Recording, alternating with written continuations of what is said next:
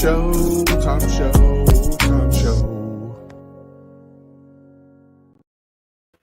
Hey, I just tweeted out that we are live and actually didn't tweet there.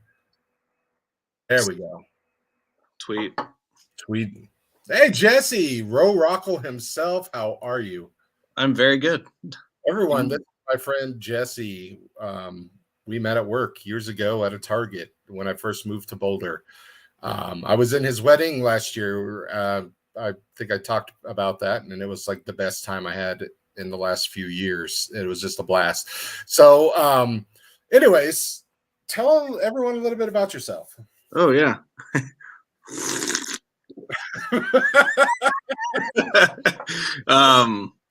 Besides, loving penis. Yeah.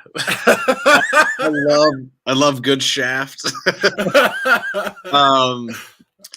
I grew up in Colorado. I've been drawing since I was like 2, and I make my money from working retail. Yes, that's how we met. And yeah. I met Tom like 10 years ago, or God, it's been more than 2010. Yeah, I think, right? Or 2011. 11. No, 2011. 11 years. Yeah. 11 years. Oh, I guess that was pretty close then. Yeah. And yeah, I moved away. Yeah. We stay in touch. I got married and we had like a huge party and it was awesome. The best. Yes, it was so much fun. I moved to Boulder to be with Catherine, my wife. We started dating. We were moving in together. My brother-in-law, her brother, was like, I work overnights at Target and they're taking anybody. And I was like, good. I've been up here for a month and I can't find a decent job. I'll just do that. Yeah. So that's where I met you. I came in, and they hired me. They did like a little orientation. And then they're like, go to this board, wherever it was in the back room. And that's who you're going to be paired up with. And I was like, cool. I walk up and I see your picture. It's Jesse, trainer with Tom. And I was like, cool, Jesse's going to train me. All right. And then you walk up. And I was like, oh, hey, do you know you look just like Topher Grace? And you were like, I hate you already. But then, you didn't actually end up training me that day. You did other days. But our boss, John, at the time was like, no, you do this and you do this. And it was like, okay, whatever. Not a big deal. But at lunch, you were sitting. I was sitting at a table in the very back, and you were like one table next to me. You were at the cool kids table.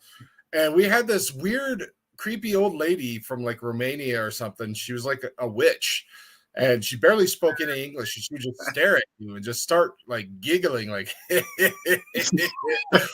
I just remember you were like looking at her, and you guys made eye contact, and it was awkward, like 30 seconds. And then you were like, are you trying to steal my soul, Rubia? Like, what the fuck are you doing, man? Like, just cast your spells on someone else. And I was just sitting there, like, eating my peanut butter jelly sandwich. I was like, that guy's going to be my best friend. And I was like, is that guy eating a peanut butter and jelly sandwich? That guy's going to be my best friend.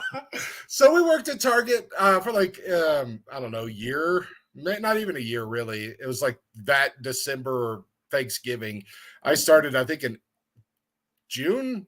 So I made like half a year there. And then you got a gig over at Vitamin Cottage. A couple of our people left Target to go over there because Target overnight, it wasn't bad, but man, it sucked. Honestly, to this day, that is still like the job I have now is really physical, but that was brutal, man. That was just like, if you weren't picking up the slack, everything fell to shit. Yeah. It was just so physically demanding, just literally dripping sweat on the pallets. I'm at Target. And it got to the point, we're like 5 or 6 of us that were picking up the slack. We did go to Vitamin Cottage, and then we were just like, this is way better because it wasn't like an insane amount to stock. There's a little more detail in it, when it came to the vitamins and, the little tinctures and other things. But it was like, okay, this is way better. And they're paying us like $3 more an hour to start. And the raise was the highest raise you get at Target was 25 cents. The raise there was 50 cents. So it was like already double. I got $1. So so this is what's funny is actually it wasn't like $3 more. It was like $2 more. But I got $1 for passing my probation at 3 months. And then I changed to be the assistant grocery manager. And then I changed to be days. Yeah. And then I had like a little thing. And then I became the assistant grocery manager, then became the bulk specialist. And then for the first 3 of those, I got like $1 each time for being like a promoted. And then it would enter the like 30-day period again for a review. So I kept triggering these like raises. Right. And then Kevin, our store manager, called me and he's like, Tom, you've been abusing the system. We can only give you 50 cents now. And I was like, okay. I was like, I don't even know how much I make. I'm just like, this job doesn't like totally suck. And then we got a manager who came in and it totally sucked. Totally sucked. Awful. And he used to, I hate that. Michael, right? No, Phil Valentine. Phil, dude. I hate Phil Valentine. Yes. I literally Valentine's Day because of Phil Valentine. I'm a romantic. Ruined our romantic relationships. We weren't like slacking. We were working hard. Like we would go through our back stock in like an 8-hour shift during the day because the store was small. We had limited shelf space, but we would work the entire back room like twice, if not 3 times, including dairy, frozen, and all of that. So we were always busy. And there's usually only 1 or 2 of us. Mm-hmm. Like one would be on the floor, the other one would be in like dairy and frozen, or then sometimes you'd have a third and help out. Yeah. But he was one of those guys that's like, if I squeeze another 0.5% of profit out of you guys by making you work 120%, I'm going to do it. And we were all just like, no. Phil, do you not understand that half the staff is selling weed to the other half? Like, this is a chill place. This is why we're all happy. And now we're not happy anymore. Everything was terrible. They went public, and then, God, I've never seen a place turn into that. That was so crazy. Yeah. It went from like the best transition going from Target to that to like, wow, it's like a chill place. Feels like a kind of like family environment. Yeah, it was. And then, oh my God, the amount of rules. It was like a movie, man. It really was. Like corporate guy came in, and I don't even know if was Phil even like part of that world, or was he before that went public? I don't know. He came over from Whole Foods and wanted to like make his imprint and be a store manager instead of an assistant store manager. So I think he was out for like the blood anyways, just to get a promotion. And man, don't be that guy. Yeah, I know. Yeah. No. Just take care of your guys. Like if you're working 100%, don't try to squeeze another 10% of work out of them to get the 0.5% profit. If you can squeeze another 10% to get 10% profit, then maybe do that, but they're still going to hate you. But at least I understand that math checks out, you know, like I'm working 10% harder, but we're all making 10% more money. Okay. Yeah. Instead of I'm working 10% harder and I'm making less money. Yeah, making less money. And the stuff we were doing a lot of work, the overnight. I mean, there's only like 6 of us. Yeah. Most. And like, yeah, he'd come in and he's like, I always tell that story about him facing all the cans, rotating everything from top to bottom. He took a 4-foot section of shelving and he's like, now check this out. And he goes through and he twists every little thing just a little to get the labels taken out. And he stands back and he's like, now you see what I did there? And I was like, no, not really. You wasted 20 minutes of my time. I could have finished this entire aisle. That's what you did. Yes, I know what you did, but that was yeah. He would always be one of those guys. This is what Jesse and I did. This is what we bonded, is our hatred of our bosses at Target and then Vitamin Cottage. But Vitamin Cottage was really chill for a while. And then it just got, an assistant store manager quit. Because of Phil, like they had that huge blowout, and oh man, we broke so many rules. They were like, Tom, you have to close the store by yourself. You're not a full manager, so it's actually against our store policy, and you don't have a key to lock up. But here's a key to lock up. And I was just like, what the hell, man? I want to clarify that Tom and I were like go-to guys. Like we worked our asses off and we always did things 110%, never cut corners. So our hatred to the bosses have no impact on the type of employment. They just fucking sucked. Yeah. We were the guys that got volunteered to do like inventory. You know, they got 50 people working at that store, and they're like, "Tom, Jesse, you guys want to work overnight and do inventory?" No, but we will. Yeah, we're not going to screw it up and have to go back and fix it. So, right. But yeah, that was the thing. You know, it was basically teach Tom and Jesse how to do everything, and then they'll do everything. Like we were both receiving, we were both ordering. You know, and it's like. Oh, we were receiving. Yeah, man, I forget about all that stuff that we did. There was a lot of little stuff. The computer programs we had to use and all that little stuff. That was fun. Cardboard down and having dance battles when we had like a huge box. That was the best. My favorite thing though is I poop a lot, but I'm usually fairly quick about it. And I need to use the bathroom, but that bathroom we had was broken, and you could just go up and palm it. And it would just pop open slowly. So it was all guys. So there was no like peeping on girls or nothing. And we're all pretty close bros, hang out, do stuff after work. But it was just like, dude, I think Will's been in there for like 30 minutes. It was like, someone go pop the door. And they'd pop it. And he'd be like, oh, I'm coming out. You know, and it's like, dude. Don't drop your phone. Yeah. God damn, get out of here. All right, enough about our backstory. We fell in love just working together.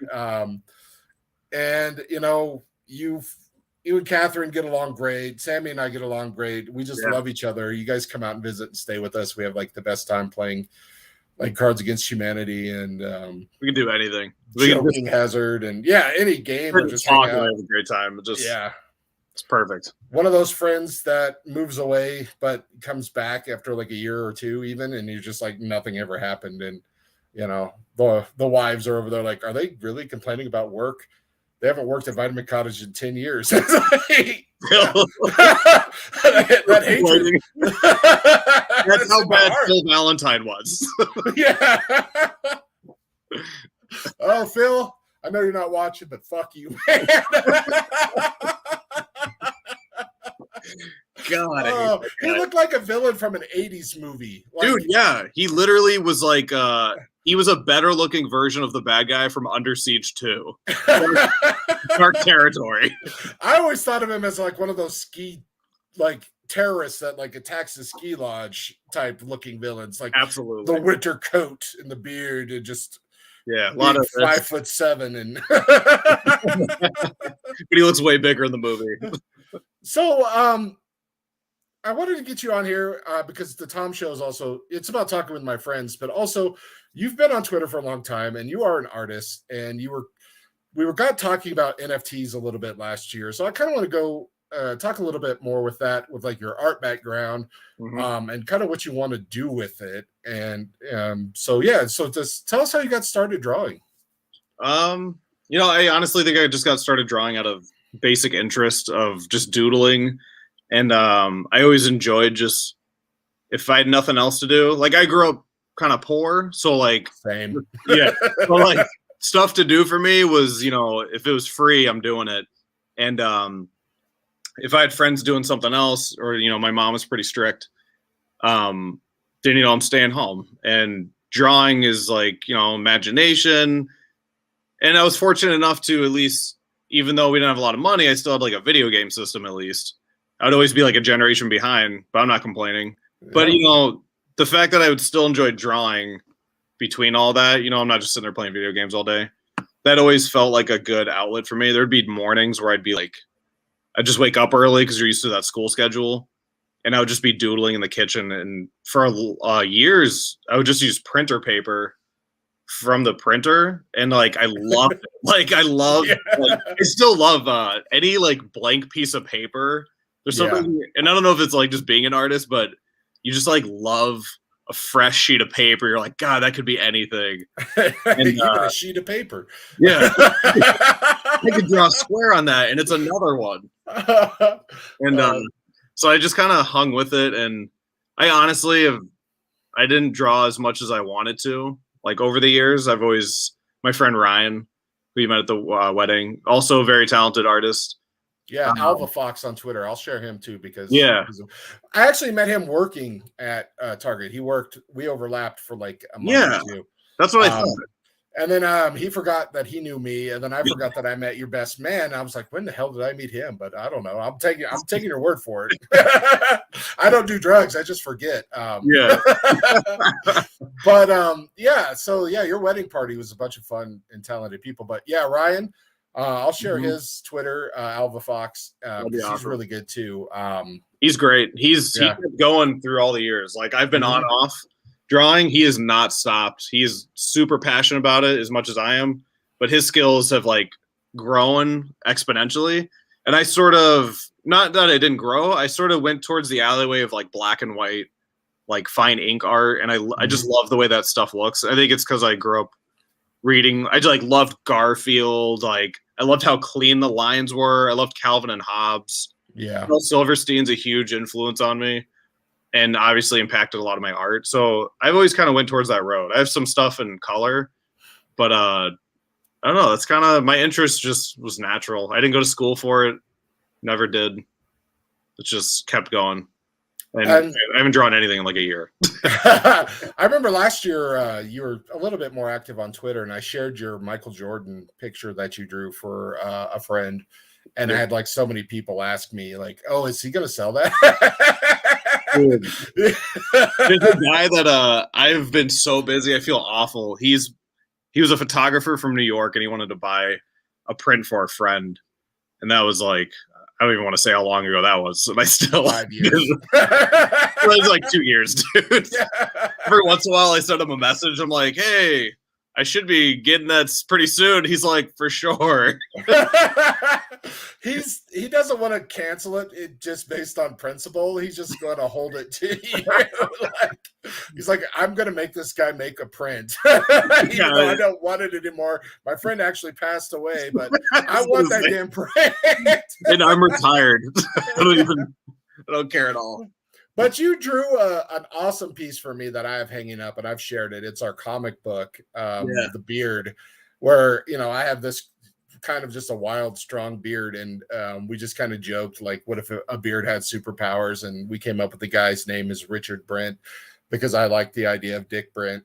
Yeah, being fun to say. Everyone calls him Dick, and he's a Richard, But yeah, and this is a fun thing, and that's stuff that you and I would do like frequently. We would just get like this idea or theme in our like text messages, and we would just run with it, because we had the horrible little story of I forgot his little kid who had misadventures. You remember that text chain we had? Like it was like supposed to be a book series. It's really? Like, yeah, it was like really? Charlie goes to the zoo or something. It was Billy.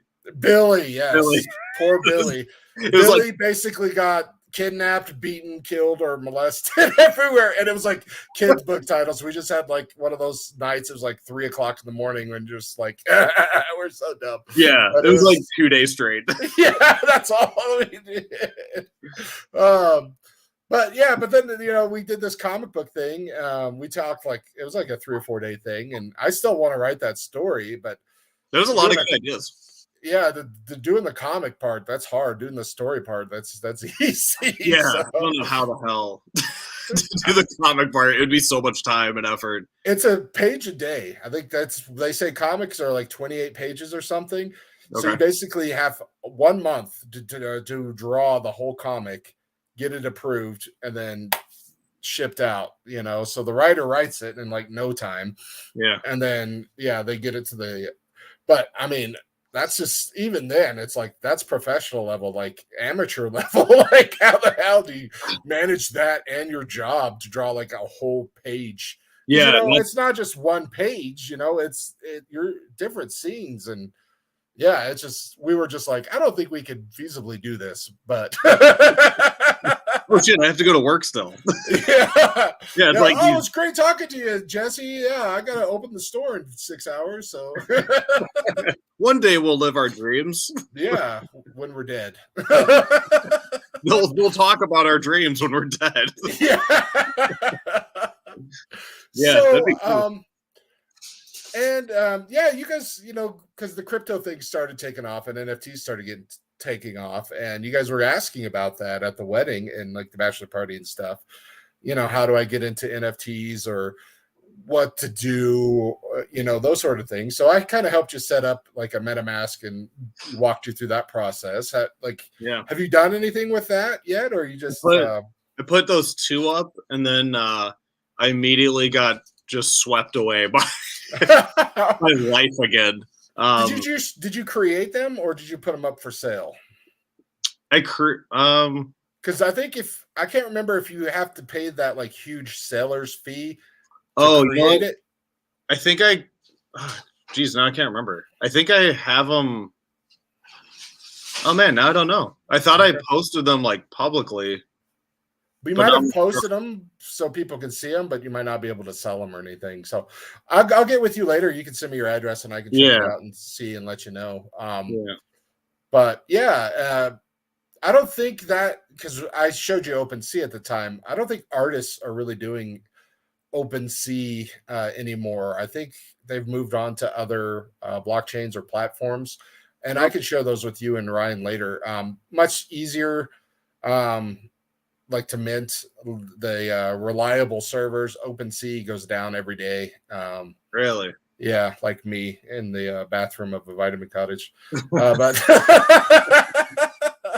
But yeah, so they're just kind of spreading out, and I have a lot of friends that do the art, and they're not just making the profile picture things like the giraffe or anything, but it's actual pieces, and some of them work like this is a 101. This is my only art, and then others are like, I'm going to make 100, and we have like a month to whatever sells, and the rest I'm going to destroy. They call it burning, so I guess that's kind of like making prints. That's to reward the people that bought your art. It's like, well, now it's rarer, so if that's something you're still interested in, you and I, we could talk again sometime and we can help you go through. I know you're busy, you're working a ton, and I, like me, I'm working 2 jobs trying to get a third, and it's just crazy to be like a creative person, but then balance that with the fact that there's bills. With the fact that you don't know anyone in any industry. Yes. I know a few. I'm not a big person on Twitter, but I have a few good friends that would answer questions or help us out if we really needed to. So that makes me feel good. I just need people, like when I pimp you and Ryan out, I just need you guys to like, all right, I'll tweet my art. I'm there, dude. So what else you want to talk about? Let's talk about something fun.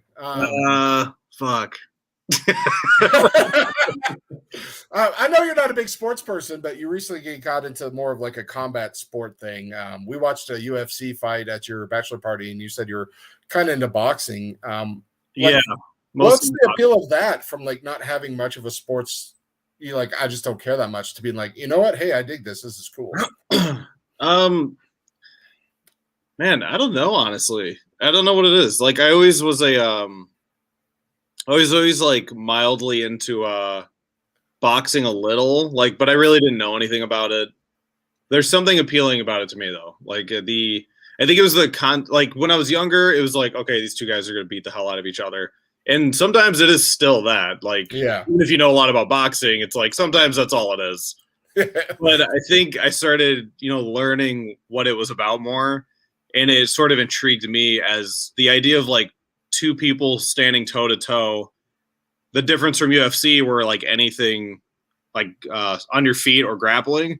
There's something about toe to toe standing, like the skill and ability to try to hit someone without getting hit, and how every fighter's fighting style is like a signature.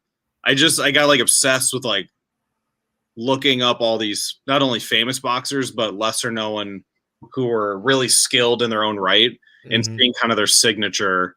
And I think that was just kind of obsessing over that. I have a problem with that with different things, like like when you get into collecting something, it's for a reason. And I think I got into boxing because I loved seeing and like differentiating different people's styles of fighting, like the way they lean away or in to dodge something, the way they throw a certain punch, the way they move around the ring. I don't know what it is, but I found that fascinating. And like I still see that in UFC a little, but I don't know. It's not as appealing to be in the UFC because it's so different. Yeah, Totally different. You seem to be attracted to the art of boxing. Yeah. And, because people have called that, like the art that goes behind it. Man, do I look super pale to you? Is that just the light? I think that's me. No, I am just super pale. No, it went back and forth a little. I am more red than usual. Am I dying? I'm way more pale than this is. This is not how I look. I am much more like the stormtrooper. The short one's Archibald and the tall one's Benedict. Is he actually taller or is he just closer? No, he's actually taller. They're different. Okay. Different. I think one was for pop chips and one was for something else. When I worked for City Market, aka Kroger, my boss, they send you those shippers and you're supposed to put them up and display them for a certain amount of time. Yeah. And our store manager was like, "We're not putting these up. Take up too much space. We just want the product. Tom, do you want these Star Wars things?" I was like, "Yeah." So I have like an R2D2, BB-8, and I think I have a Deadpool or something too. That took up too much room? What's up? That took up too much room? Well, it would be, yeah, they're, like a foot by, like 18 inches by a foot by 5 feet, and yeah. We have no room in this gigantic. We literally did not. We had a semi-trailer basically full of shippers. And that every Sunday I had to roll out and find a place for them all. And it usually just meant not putting them out at all and just taking the product and yeeting the display to the trash. Because they're like, you could have one per aisle, and I would have like 5 in an aisle. So people had to do this. But I was like, hey, our back room's clear. Like, what do you want me to do? This is the Kobayashi Maru of being in a store, working retail. You have product, you don't have room. But people are going to complain no matter what. So, hey, Absolutely. Let's just throw it out there and make one thing not crappy. Yeah, you either don't have enough or you have too much. Yeah. It's always a fucking problem.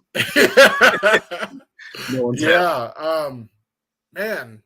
So, yeah, I was glad to get out of retail and, start doing some office work. And we'll see where that goes. But, yeah, the retail, I got to that age, where it's like I can't move, 8 tons of produce anymore. I can't, move 18 pallets of shippers and stock it in an 8-hour period and not just be like dead. Dude, it's a lot, man. It honestly, it hurts after a while. And like, I look at people who've been doing it, like they started in their 20s and they're kind of still doing it. And they're like in their 50s. Yeah. And like, I started when I was 19.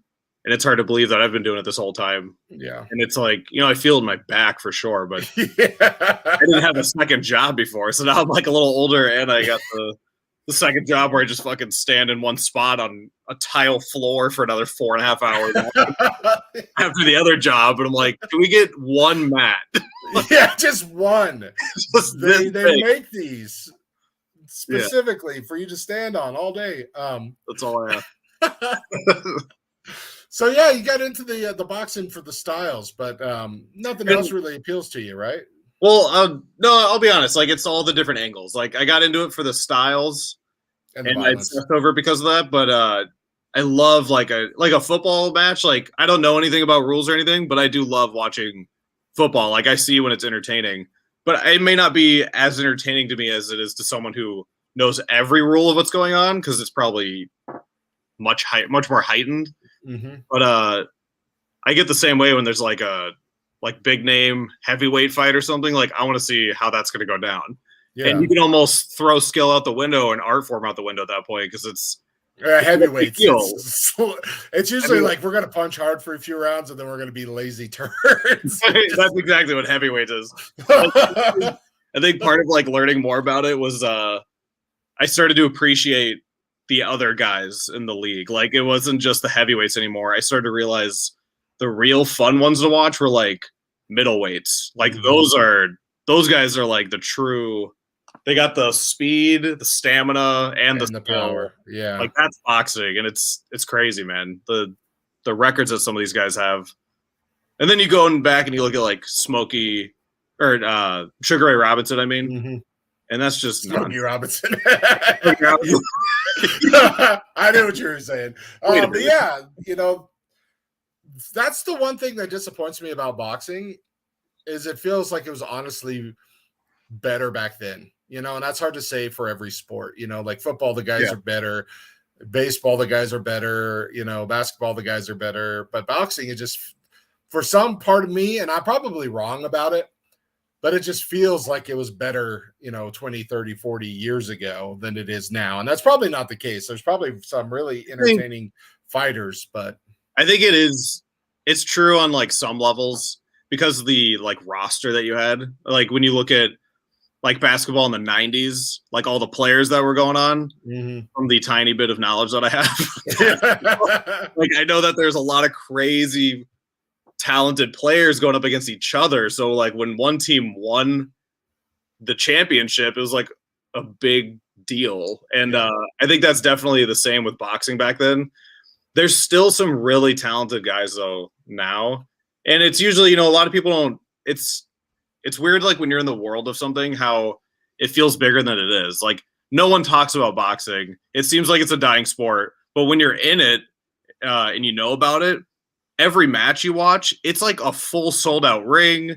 Like the stands are full of people and it's like very much alive. It's just not as big as it was. Like boxing used to be huge, like in like way back when the 20s, and it came back in the 50s, and it came back in the 70s and 80s. It goes through all these like waves, and there's really good fighters now, and there's always these up and coming guys, and you're like waiting to see which one's going to stick around to go the long run and like make a name for himself, because there's some really talented fighters right now. But do you have a favorite currently?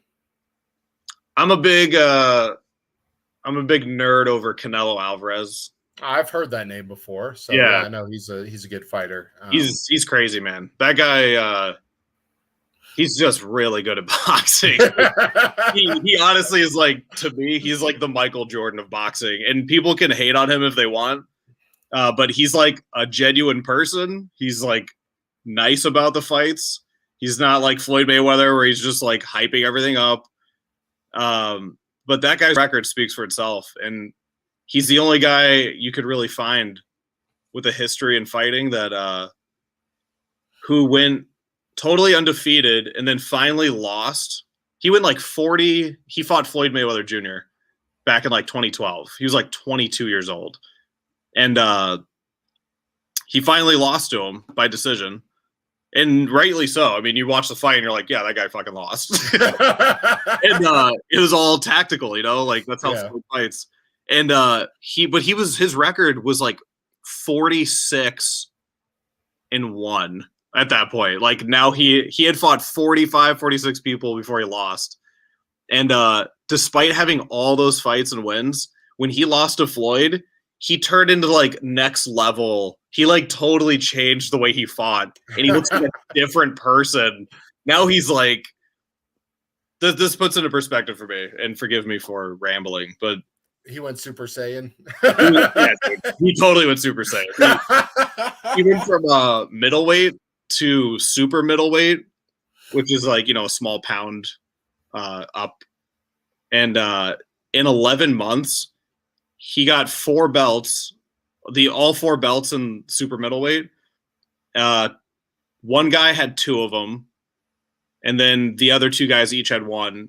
And he fought a 4th guy just to maintain 1. Yeah. He beat all 4 guys who were, or the 3 guys with the belts. Yeah. He beat all 3 guys in 11 months, and they were all undefeated. Before he fought them, he beat every undefeated champion in their rank, got all their belts, became the first ever in boxing history super middleweight with a unified division. Nice. And then he's like, all right, I'm out. Now I'm going up to now he's moving up to cruiserweight to take on some other guy. It's ridiculous. Dude. I got a lot of favorites, but he's your probably my current favorite, and my old school favorite is probably like Marvin Hagler. Yeah. That guy's marvelous. Yeah. What a ridiculous. I've seen some of those fights. We used to watch them.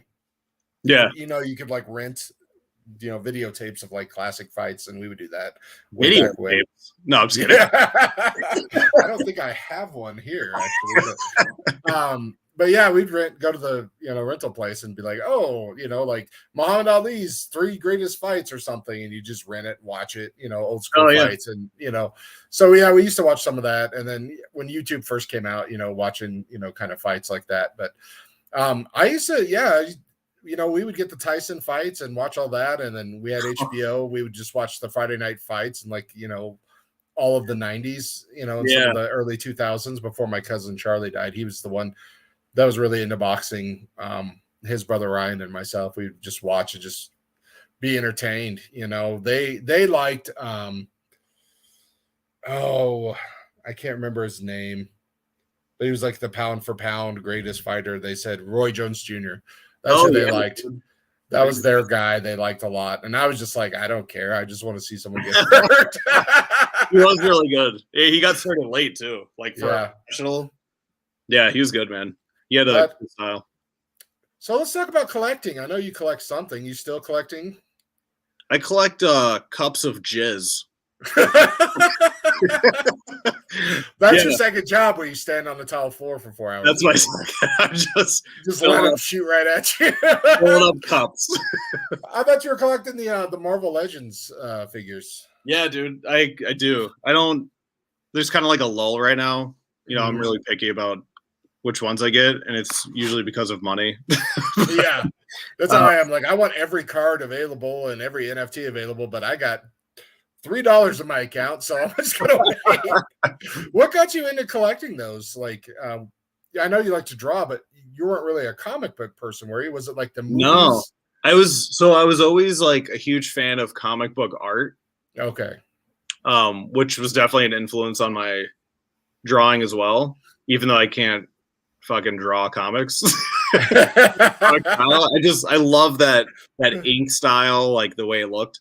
Yeah. So I always loved that. And then I like loved I had like a pretty nice little collection of action figures when I was a kid. And one day, I got rid of all that a long time ago. I gave them to like my nephew. Hold on a second. Save that thought. I always do this. I play my little videos and I forget to change it back to the chat, but we've got people chatting here. My buddy says, hi, Tom. Hi, Jesse. Cards Kevin. He's just saying, yeah, he worked at a supermarket and a few night shifts. It was terrible. And then Pacquiao General sucks. Che, is he in sports cards? He's my really good buddy. He's in there. Then we got some like weird Russian thing. It's your white balance, Tom. Yeah, I don't think it's the white balance. I think I just you got some stuff going on that's and the GOAT, Rocky Marciano was and is the GOAT. Yes, Rocky was very good. Rocky Marciano was crazy, man. I honestly, like, Tyson was my guy. Like, I love Tyson. I just really go in there and just knock someone out and just be like, yeah. Oh my God. I'll be honest, like everyone always says it, the Customato thing, like late 80s Tyson. And it's true. He started going through, like, he just got the shit beat out of him after a while. Or his like his style wasn't there. The peekaboo style was kind of like not as sharp. Mm-hmm. But my God, what a beast! Late 80s, early 90s Tyson, dude. He was just going and taking out champions like they were regular guys. Like, it was fast too. It'd be like one round and they're gone. World champ. And we actually got the pay-per-view where Buster Douglas beat him. We watched that live. Oh, really? Yeah, it was amazing. It sucked, but it's also kind of cool. Because Mike Tyson, to me, he's like one of those guys that, like, he's like a bad guy team. He's kind of like the Yankees. But if you like the Yankees a little bit, but they're not your main team, it's like, oh, well, some cool underdog beat the Yankees. Well, that's cool, Yeah. Like this last weekend where Cincinnati and Kansas City played to go to the Super Bowl, and Kansas City's the big mean monster and a lot of people like them, but then a lot of people are like, well, it's cool that the Bengals, Cincinnati, because they're the underdog, they won, so that's kind of cool. So unless you were like a hardcore Kansas City person, you're kind of generally okay with it. And that's kind of how I felt about Tyson. Like, when Buster Douglas beat him, it was like, well, that sucks because I like Tyson, but this is cool because it's history, you know? So, Exactly. It's historical. It's like not what you expected, but it's fucking awesome. That's what happened with the Deontay Wilder and Tyson Fury fight, the trilogy fight. I mean, I'll be honest, the first fight, or maybe the second fight, the ref gave Tyson Fury like a 13-second count. Like that guy, like he honestly was done. Like he should have been out. He could have lost that fight, honestly, but that third one, he destroyed Deontay Wilder. And like that was a great trilogy fight. And it's also not fair because these guys are like they're like 9 feet tall. Like no one's ever gonna beat these guys. It's just not even fair anymore. Oh man. You kind of want to get me back into watching boxing, but Dude, like I said, I just don't have friends out here. You know, you moved away. It's easy when you got like 5 guys to throw down on a pay-per-view for 50 or $100 or whatever. You know, you're like, all right, I'll bring. If it makes you feel any better, no one watches it but me. It's still, I'm the only one in the break room watching fights, and then I got a friend who he was at the wedding, but he'll come into the break room and like he does jujitsu, and he'll probably never see this. I love him, but he'll come in and he's like, he starts talking about boxing, and I'm just like, you don't know what the fuck you're talking about. Like, dude, you know about UFC, but with all due respect, it's absolutely different. Yeah. And I have no claim to knowledge of UFC stuff, but it's totally different. Talking about who would beat who, and it's like, yeah. So now we'll go back because I interrupted to read the chat, and thank you guys all for watching. We really do appreciate it. yeah, what's up? Let's go back to collecting the figures. You like the comic book art, and then your nephew or cousin or something. Yeah, so I gave all my action figures, my toys, my Legos, all that I gave away to my nephew, and like, you know, I don't think of anything of it, but I used to like love it when I was a kid. I love toys and all that stuff. Mm-hmm. It's like that nostalgic feeling that you can't get rid of. And there was a day when Sammy's my wife, and we were at a Target, and I just went down the toy aisle because I just like to look every once in a while, just always look. There was this one I didn't even know what Marvel Legends was, to be honest. Like I'd probably looked at them tons of times, but I just didn't care. They had this Marvel Legends, and it was the yellow and brown Wolverine, and I was like, that is so cool. Like that is totally perfect. Yeah, it's like 90s style. Like not, I know the blue Jim Lee suit is like 90s, but yeah, this was so cool. I had never seen the figure was just like a jog of my like childhood because I had some like Spider-Man toys kind of like this. Yeah. And I was like, dude, I gotta get this. Like just to have it, that's so cool. So I bought it, and then I got another one next week of a different one, and then you know, it's not like insane, but I have like a decent collection now of like. Nice. Then you know they get you with the nostalgia. Yeah. And they started going through all the Jim Lee waves with the blue suit and like Professor X with his wheelchair, and I got some weird paint job. His eyes all fucked. Oh, no. But also, we were talking about it at the wedding. The I miss the Jean Grey and Scott Summer picture Wolverine figure laying on the bed. That was like $200 for a pre-order or something. I think it was a Mondo figure. Yeah. And, it was like a limited I think it was SDCC, San Diego Comic-Con. Limited figure of Wolverine, and he's actually laying on a couch with a sad face, holding a framed picture of Jean Grey with Cyclops. Yeah, just like the GIF, you know, from the cartoon. But yeah, I feel you on that because, like, you know, my wife, she got into like the Funko Pops a little bit years ago, and then I have like, you know, a dozen or so. But yeah, they'll get you because you'll be like, you'll walk by and you're like, oh, these are cool, and then you'll be like, oh, that's Caddyshack. I gotta have Caddyshack, you know what I mean? Or like, oh yeah, there's Goth Stan from South Park. I have to have a Goth Stan. I don't have any other South Parks, but I got that. So yeah, they feed on that. Collecting does that, and that's what the same it is for like baseball cards and stuff. For a lot of my friends, you know, they're going back with the pandemic. They were going back to their childhood and being like, oh, look at these baseball cards. This was fun. I remember this. I felt good in my life, and I wasn't worried about dying then like I am now to a plague. So let me get back into that and forget all about it. So a lot of people came back doing that. And yeah, it's just the nostalgia. It's the feels. But then it's also new and exciting because things now are way better. Like cards are way better now than they were then. The players might not be, but and action figures are way better now than they were then, way better. When I look at the old ones that are like worth any amount of money, I'm like, those suck. Your elbows don't even bend, dude. What are you doing? And I know it doesn't matter, and I'm like a in-box collector. Yeah. Like I follow like a subreddit called Marvel Legends, a subreddit called Action Figures, just to like nerd out and like look at what people are doing, what's coming out, if someone has like some scoops. And most of the time it's people like, I make fun of people because I don't care because it's all love, but it's like these fucking nerds just like posing their action figures and like I think they're actually playing with them, and I'm like, look, I want to do that too, but I'm not gonna get caught. So I keep them in the box, and they're fresh, and they're worth money. So I don't know what it is. It's like the adult version of collecting. You buy two. That's what I did, and that's what I'm gonna do. Because there's black hole figures that I want to get. I think they're really nice. And I want to get two of each one so I can have one open and play with them. Yeah. And then one sealed. And that's what I did with the when Star Wars The Phantom Menace came out, and that was a big all the toys, so everyone's freaking out and buying all the figures to keep them sealed. I was like, well, I'm gonna get two Darth Mauls. Yeah, I'm gonna play with the Darth Maul, and I'm gonna get like a whatever, so I can have two to stand, and then the rest are sealed. They're not even worth what you paid for them back then, but it's like just buy two, if you can. I know a lot of us can't. If you can.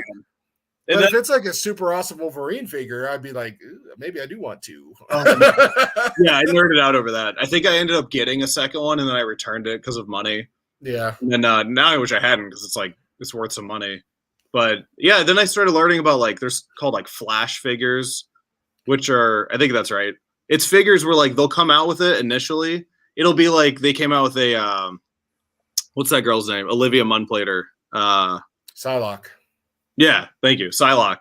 They came out with a Psylocke Jim Lee figure, and the first run of figures, she had black hair instead of like the super dark purple.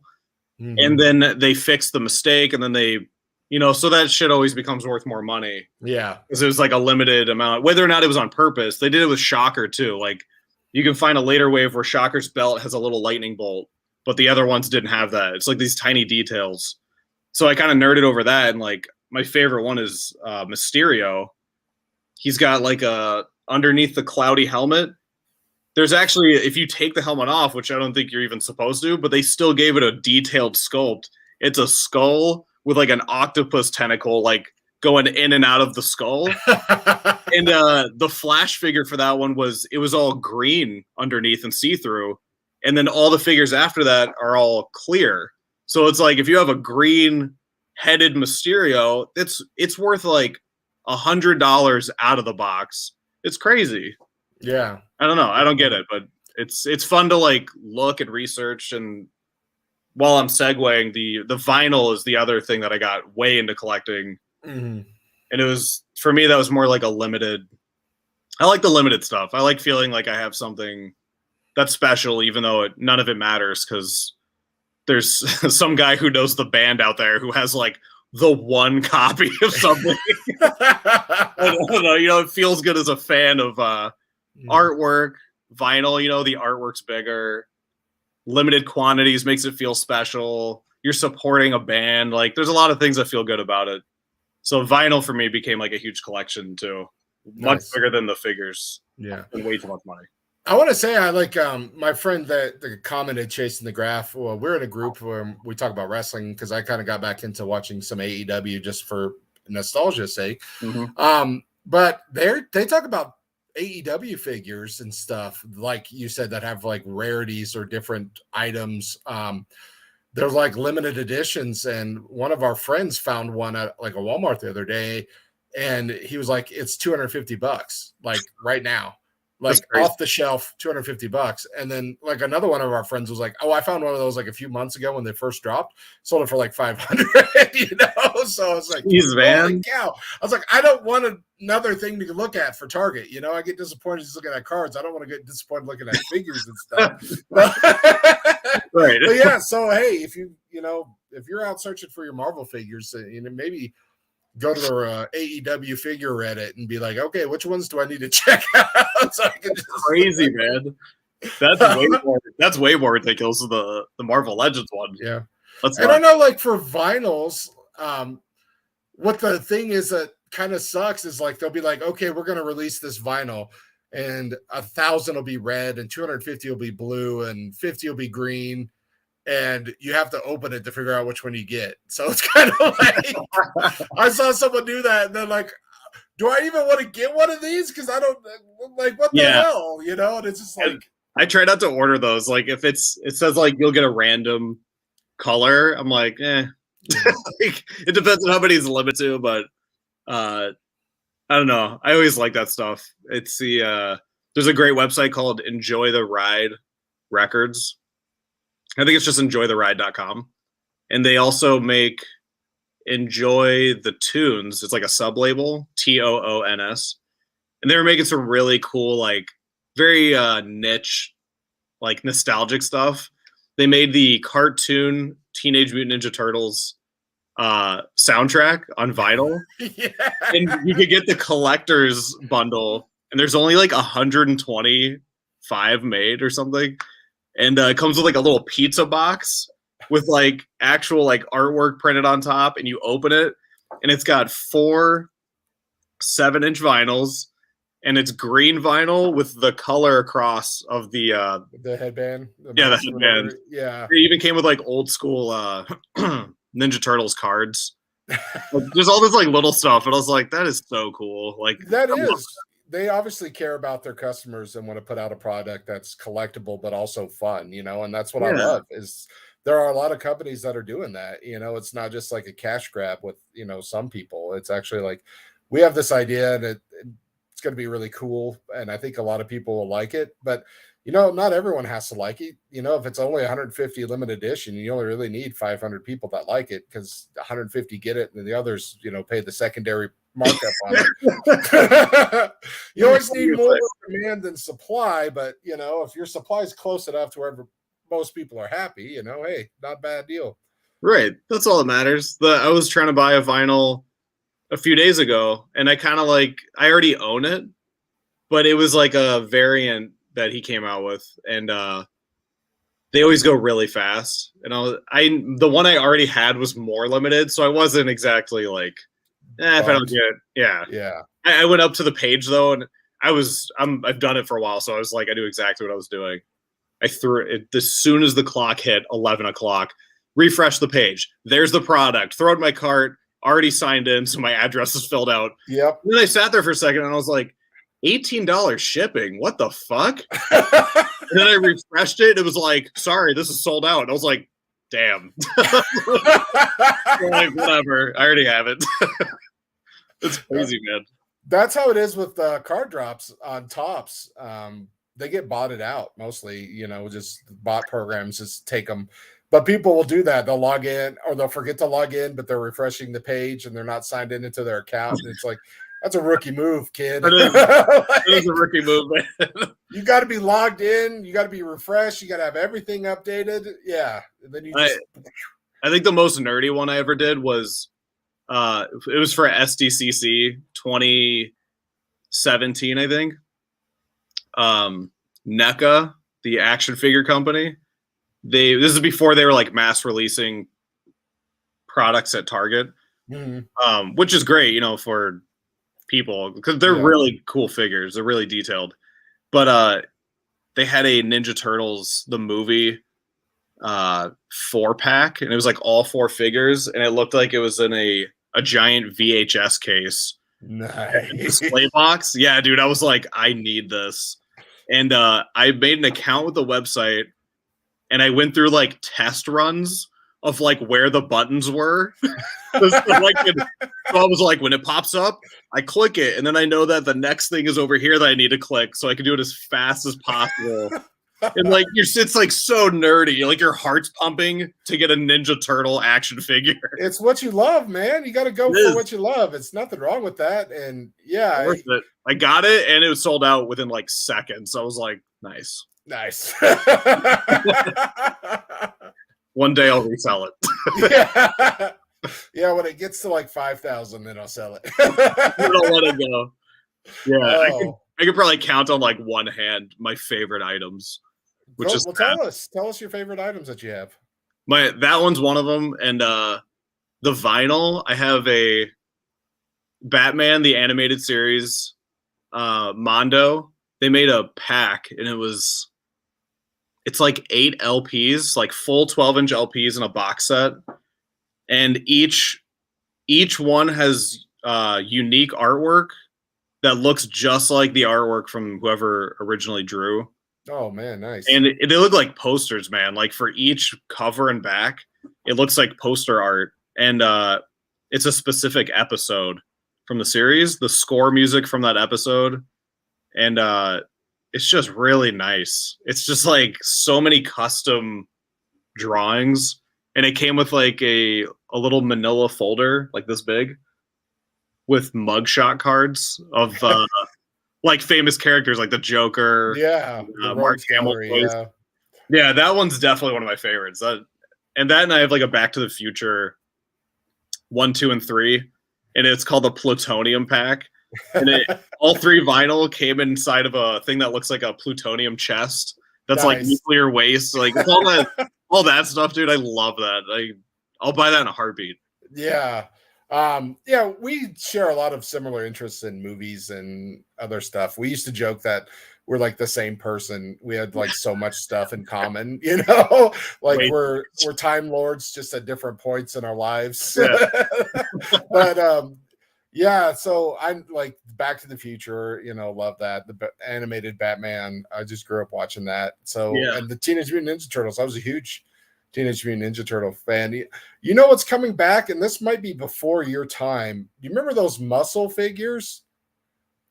The little like wrestling tiny pink action figures that are like that tall? Yeah. Those are coming back big time. Are they really? Yeah. So you're just talking about like nostalgia and old stuff. I've seen a lot of posts about them recently, and holy shit. I think they might be like remaking some of them to like a collector's thing to send out. And I'm just like, man, I wish I had all mine. Yeah, seriously. God, they just come after us so hard. Especially now, you know, everyone's locked up at home, you know, or you can't do nothing, but you can browse the internet. Yeah. You're going to browse for what you like, and then you're going to get your targeted ads because Google listens to you. Yeah. What are you spend that money on your family? Yeah. You guys, if you're watching the show, at some point, Google is going to put up a muscle collector figure on your next advertisement, and or some guy Ninja Turtle vinyls or Mondo figures or something, like or filling up cups with jizz. Yeah. Well, I'm pretty sure those ads are everywhere. That's already on porn. Oh man, it's so good to talk to you. You too, man. I usually go about an hour. We can go a little bit longer if you got something else. If not, we can just say goodbye. I'm good either way. All right. Yeah, stick around. I want to talk to you off camera, but yeah, stick around. I'm going to play my theme music, and then we'll just cut on out. Thank you everybody for watching. Jesse, he's at RoRockll everywhere. Hard to pronounce. Oh yeah, you got my business card. Yeah, it's the word rock inside the word roll. It's a hilarious joke. Yes, rock and roll. And he has the weird Z symbol. And then he's got Instagram, Facebook, and Twitter. And this is probably actually like 5 years old or 4 years old. So I don't know if any of that matters. Yeah. It's that first one's DeviantArt. And I also it updating. So I miss the deviant art girls of the early 2000s. And everything's 2000s. Anime. All right, everybody. We'll catch you around. Jesse, thank you so much for coming on. It was a blast. And we have a blast every time. So I'll do it again for sure. Yeah, absolutely. Especially when we get your NFTs going and you can start shilling them to these people. But I'm going to play my song, cut out. Everyone have a good night. Jesse, you stick around. We got stuff to talk about. So, Bye, guys.